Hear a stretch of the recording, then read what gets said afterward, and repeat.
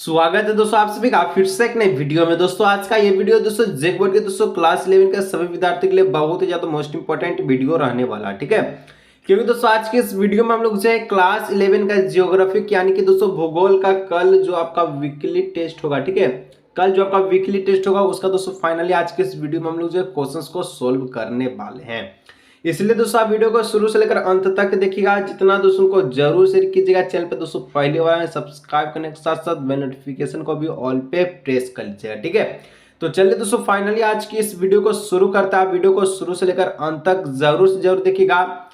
तो चलिए आज की इस वीडियो को स्टार्ट करते हैं, जिसमें आपका जो है 10 एमसीक्यू प्रश्न है, ठीक है, और आपका जो है 6 सब्जेक्टिव प्रश्न है। तो सारा प्रश्नों को आज के इस वीडियो में हम लोग देखने वाले हैं। आप वीडियो को अंत तक देखिएगा। ज्योग्राफिक में वीकली टेस्ट में तहलका मचा के आइएगा, ठीक है। चलिए बिना देरी के वीडियो को स्टार्ट करते हैं। वीडियो स्टार्ट करने से पहले दोस्तों मैं आप सभी को बहुत ही एक जरूरी बात कहने वाला हूँ, ठीक है। अगर आप दोस्तों बोर्ड एग्जाम 2024 के लिए बहुत ही अच्छे ढंग से तैयारी करना चाहते हैं, ठीक है, तो मैं दोस्तों आप सभी के लिए एक गेस पेपर बनाया हूँ, ठीक है। एक गेस पेपर जो है बनाया हूँ, जिसमें दोस्तों आप जो है बोर्ड एग्जाम 2024 में तहलका मचा सकते हैं, ठीक है। तो आपको जो है गैस पेपर कैसे मिलेगा, देखिए अभी जो है दोस्तों हिस्ट्री, ठीक है, और ज्योग्राफी का जो है गैस पेपर जो है तैयार हो चुका है, ठीक है। तो हिस्ट्री और ज्योग्राफी का गैस पेपर आपको कहाँ से मिलेगा, तो यहाँ पर दोस्तों एक आपको जो है संपर्क यानी कि मोबाइल नंबर दिख रहा है, ठीक है। इस पर दोस्तों आपको व्हाट्सअप करना है। व्हाट्सअप पर आपको हाई लिखकर भेजना है, ठीक है। वहां से आपको रिप्लाई आया कि आपको कौन सा सब्जेक्ट का पीडीएफ चाहिए, तो आप कह दीजिएगा कि हिस्ट्री और जियोग्राफी का, ठीक है। तब दोस्तों वहां से आपको, ठीक है, इसका पैसा का चार्ज मांगेगा, ठीक है, यानी कि पीडीएफ का चार्ज मांगेगा, जिसमें दोस्तों आपको जो 15 रुपया पे करना हो, ठीक है। आपसे 15 रुपया मांगा जाएगा तो 15 रुपया पे कर दीजिएगा, तो आपको दोस्तों 6 सेट आपको जो प्रोवाइड करा जाएगा, जो कि गेस पेपर है, ठीक है। बहुत इंपॉर्टेंट गेस पेपर है दोस्तों। अगर आपको खरीदना चाहते हैं, बोर्ड एग्जाम 2024 में तहलका मचाना चाहते हैं, तो इस नंबर पर संपर्क कीजिएगा। आपको जो है उस पीडीएफ को आपको जो है प्रोवाइड करा दिया जाएगा, जो कि आपका बोर्ड एग्जाम 2024 के लिए बहुत इंपॉर्टेंट है, ठीक है। सिर्फ आपको जो है 15 रुपया वहां पर पे करना होगा। चलिए आज के इस वीडियो को शुरू करते हैं। तो यहाँ पर दोस्तों सबसे पहले सेक्शन ए, जिसमें आपका 2 गुना 10 20 नंबर दिला है, ठीक है। ऑब्जेक्टिव क्वेश्चन यानी कि सारा एमसीक्यू क्वेश्चन है। टोटल आपका 10 क्वेश्चन रहेगा 2 नंबर का, तो टोटल 20 नंबर का ये जवाब रहेगा, ठीक है। चलिए तो दोस्तों यहाँ पर पहला प्रश्न कहा था निम्नलिखित में से, ठीक है, कौन सी नदी बंगाल का शोक के नाम से जानी जाती है, ठीक है। और ये जो आपका पीडीएफ है, ठीक है, वीकली टेस्ट का, ये आपको कहाँ से मिलेगा वो भी मैं आपको बता दूंगा। आप वीडियो पर बने रहिएगा, ठीक है।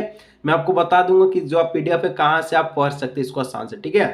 तो देखिए निम्नलिखित में से कौन सी नदी बंगाल का शोक माना जाता है, तो बंगाल बोला, ठीक है। बंगाल का शोक नदी दोस्तों आपका दामोदर है, ठीक है, दामोदर। ऑप्शन नंबर डी जो है इसका करेक्ट ऑप्शन हो जाएगा। चलिए आगे दोस्तों नेक्स्ट बढ़ते हैं। 2 नंबर कहता है अपवाह क्या है, ठीक है। अपवाह कहते हैं, अपवाह किसको कहते हैं, तो अपवाह दोस्तों निश्चित वायिकाओं के माध्यम से हो रहे जल प्रभाव को अपवाह कहते हैं, ठीक है। जो वायिका होता है, ठीक है, उसके बीचों बीच यानी कि मध्य से जो जल प्रभाव होता है उसको अपवाह कहते हैं। चलिए आगे दोस्तों नेक्स्ट बढ़ते हैं। 3 नंबर का था निम्नलिखित में से किस नदी की द्रोणी भारत में सबसे बड़ी है, ठीक है। जो द्रोणी है दोस्तों भारत का सबसे बड़ा द्रोणी नदी कौन है, तो गंगा। गंगा दोस्तों भारत का सबसे लंबी नदी है, ठीक है। तो ऑप्शन नंबर सी हो जाएगा इसका करेक्ट ऑप्शन। चलिए आगे दोस्तों 4 नंबर कहता है निम्नलिखित में से कौन सी नदी पंचनद में शामिल नहीं है। पंचनद मतलब 5 नदी में शामिल नहीं है, ठीक है। पंच नदी जिसको आप पंचनद कहते हैं, ठीक है। तो देखिए आपका जो है रावी 5 नदी में शामिल है, चेनाब भी है, झेलम भी है, लेकिन सिंधु नदी आपका जो है 5 नदी में शामिल नहीं है, यानी कि पंचनद में शामिल नहीं है, ठीक है। तो ऑप्शन नंबर बी हो जाएगा। चलिए आगे दोस्तों बढ़ते हैं। तो 5 नंबर का था निम्नलिखित में से, ठीक है, निम्नलिखित में से कौन सी नदी भ्रंश घाटी से बहती है, ठीक है। कौन सी नदी दोस्तों भ्रंश घाटी से बहती है, तो यहाँ जो चारों ऑप्शन है इसमें से जो राइट आंसर है वो कौन सा हो जाएगा। देखिए सबसे पहले आपको सोन नदी दिया गया है, ठीक है, सोन है, यमुना है, नर्मदा है, लूनी है, ठीक है। तो भ्रंश घाटी से बहती है उस नदी का नाम है नर्मदा, ठीक है। Option number C number. चलिए आगे दोस्तों बढ़ते हैं। नेक्स्ट 6 नंबर कहता है कि वेरीनाग झरना किस नदी का उद्गम स्थान है, ठीक है। तो वेरीनाग झरना दोस्तों आपका झेलम नदी का उद्गम स्थान है, ठीक है। ऑप्शन नंबर डी हो जाएगा इसका करेक्ट ऑप्शन। चलिए आगे बढ़ते हैं। नेक्स्ट 7 नंबर कहता है निम्नलिखित में से कौन सा अलकनंदा व भागीरथी का संगम स्थल है, ठीक है। निम्न में से कौन सा अलकनंदा व भागीरथी का संगम स्थल है, तो यहाँ पर जो आपका दोस्तों जो देवप्रयाग है, ठीक है, ऑप्शन नंबर डी इसका राइट आंसर हो जाएगा। चलिए आगे दोस्तों नेक्स्ट बढ़ते हैं। 8 नंबर का था नर्मदा नदी का उद्गम कहाँ से है, ठीक है, यानी कि नर्मदा नदी का उद्गम स्थान कहाँ से है। तो नर्मदा नदी जो बहती है वो अमरकंटक का पठार से, ठीक है, तो ऑप्शन नंबर बी हो जाएगा इसका करेक्ट ऑप्शन। चलिए 9 नंबर दोस्तों कहता है सिंधु घाटी का उद्गम कौन सा, ठीक है, तो सिंधु घाटी कहाँ से, सिंधु नदी कहाँ से बहती है, तो ये आपका जो है सिरमुख मक्कर, जो मक्कर लिखा है, ठीक है, यहाँ लिखा होना चाहिए ग्लासियर, ठीक है, क्या लिखा होना चाहिए, ग्लेशियर, ठीक है, ग्लेशियर, ठीक है, कुछ इस प्रकार का, ठीक है, तो सिरमुख ग्लेशियर ऑप्शन नंबर बी हो जाएगा। चलिए आगे दोस्तों 10 नंबर का था वाहिकाओं के जल को कहते हैं, जो वाहिका है बता मध्य में, ठीक है, उसको हम लोग कहते हैं अपवाह तंत्र, ठीक है, ऑप्शन नंबर सी हो जाएगा इसका करेक्ट ऑप्शन। चलिए आगे दोस्तों बढ़ते हैं। तो सेक्शंस बी यहाँ से स्टार्ट होता है, ठीक है, सब्जेक्टिव स्टार्ट होता है। सबसे पहले 4 नंबर का सवाल रहेगा, वेरी शॉर्ट क्वेश्चन में 2 प्रश्न पूछेगा, ठीक है। 11 नंबर का था नदी द्रोणी और जल संभर जो है क्या, यानी कि नदी द्रोणी और जल संभर के बीच में आपको अंतर लिखना, ठीक है। देखिए तो बड़ी नदी के जल संग्रहण, ठीक है, जल ग्रहण क्षेत्र को नदी द्रोणी कहते हैं। जो बड़ा नदी होता है, ठीक है, उसका जल ग्रहण नदी को क्या कहते हैं, द्रोणी। बड़ा बड़ा नदी का जो जल ग्रहण होता है, ठीक है, जहां से जल ग्रहण होता है उसको नदी द्रोणी आपका जो द्रोणी कहते हैं। और नदी द्रोणी का आकार बड़ा होता है, जबकि छोटी नदी या नालों द्वारा प्रभावित क्षेत्र को जल संभर कहते हैं। जल संभर का आकार छोटा है। एक मायने में आप लिख सकते हैं दोस्तों, अगर शॉर्ट आंसर में लिखना चाहते हैं तो नदी द्रोणी का आकार बड़ा होता है जो है जल संभर की तुलना में, ठीक है, तो इस प्रकार से एक शब्द में इसका उत्तर लिख सकते हैं। चलिए आगे दोस्तों बढ़ते हैं। तो 12 नंबर का था वृक्षाकार और जालीनुमा अपवाह प्रारूप, ठीक है, तो वृक्षाकार और जालीनुमा अपवाह प्रारूप में अंतर, ठीक है, सारा प्रश्न में अंतर छूट गया, अंतर लिख लीजिएगा, ठीक है। चलिए तो जो अपवाह प्रतिरूप पेड़ की शाखाओं के अनुरूप हो उसे वृक्षाकार प्रतिरूप कहते हैं।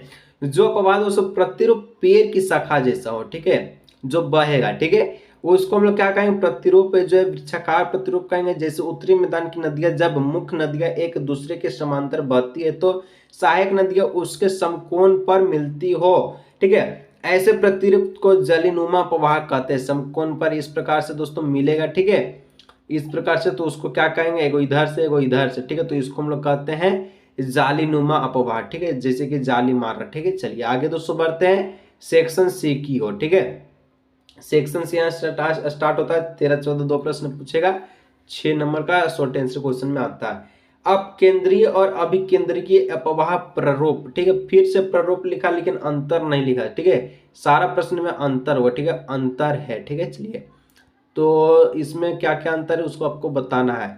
तो यहाँ पर लिखेगा जब नदियां किसी पर्वत से निकलकर सभी दिशाओं में बहती है तो इसे आर्य या केंद्रीय प्रतिरूप कहते हैं, ठीक है। जब नदियां दोस्तों पर्वत से निकलकर सभी दिशाओं में बहता है, ठीक है, मान के चलिए पर्वत का चोटी यहाँ से निकला नदी, तो यहाँ से इधर गया, यहाँ से इधर, यहाँ से इधर, यानी कि जो है पूरा छितरा जाता है, ठीक है, इसको दोस्तों कहते हैं अपकेंद्रीय।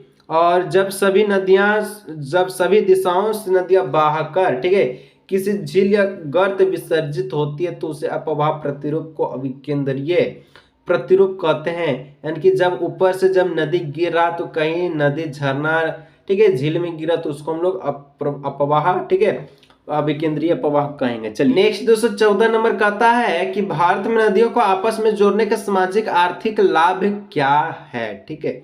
देखिए उत्तर में लिखना है कि भारत में नदियों को आपस में जोड़ने से बाहर, ठीक है, जोड़ने से बाहर मासी नदियां वर्ष भर जल का वहन करती है तथा जहां इन्हें बाढ़ आती है, ठीक है, तो देश का दूसरा भाग सूखाग्रस्त होता है, तो नदी जोड़ने से इस भाग को सामाजिक आर्थिक लाभ होता है। अगर इसको हम लोग देखा जाए तो दोस्तों यहाँ पर जो कहा है कि जो भारत में जो नदियां को आपस में जोड़ने से जो 12 मासी नदियां होती है, ठीक है, 12 माह जो है बहती है, ठीक है, जो वर्ष भर जल का वहन करती रहती है, तो जहां इन्हें बाढ़ आती है, ठीक है, तो देश का दूसरा जो भाग है वो सूखा हो जाता है। और नदी जोड़ने से इस भाग में सामाजिक आर्थिक भी जो है संभव हो जाएगा, जो 12 माह जो नदी बहता है, ठीक है। तो चलिए और दोस्तों देखिए यहाँ तक अभी जो हम लोग 1 से लेकर 14 प्रश्न तक को सोल्व किए, ठीक है, 15 16 दो और प्रश्न है दोस्तों, तो ये आपको कहाँ से मिलेगा, ठीक है, जहां से आप जो है 1 से लेकर 16 तक देख सकते हैं, ठीक है, यानी 15 और 16 दो और प्रश्न बचे, तो इसको दोस्तों आप जो है देख सकते हैं। आपको जो एक जो है डिस्क्रिप्शन बॉक्स में एक लिंक मिलेगा जेक बोर्ड क्लास 11, ठीक है, जियोग्राफिक वीकली टेस्ट 2024, उस लिंक पर क्लिक कीजिए तो दोस्तों सारा क्वेश्चन आपको खोल जाएगा, वहां से आप पढ़ सकते हैं, ठीक है।